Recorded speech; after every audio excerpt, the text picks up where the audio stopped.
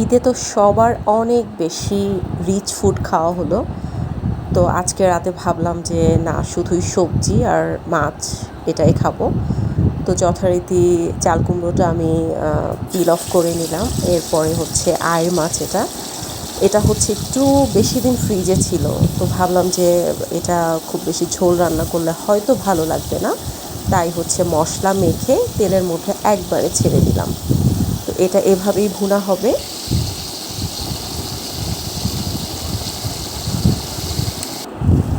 এই তো একটু কষে এলো, এখন আমি এটার মধ্যে জাস্ট মশলাগুলা পানিটা দিয়ে দিচ্ছি। পানিটা একটু শুকিয়ে আসলে এর মধ্যে আমি কাঁচামরিচ ধনিয়া পাতা অ্যাড করে দিচ্ছি। এটা আমার যে কোনো রান্নায় মাস্ট হ্যাভ একটা আইটেম।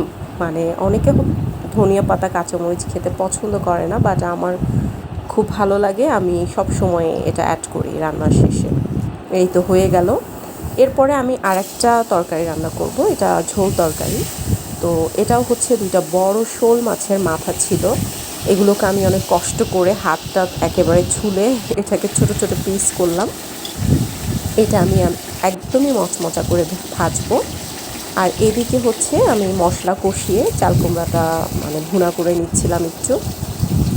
এবং এখানে আমি গরম পানি অ্যাড করব। যে কোনো রান্নায় গরম পানি অ্যাড করলে রান্নার টেস্টটা কিন্তু অনেক বাড়ে।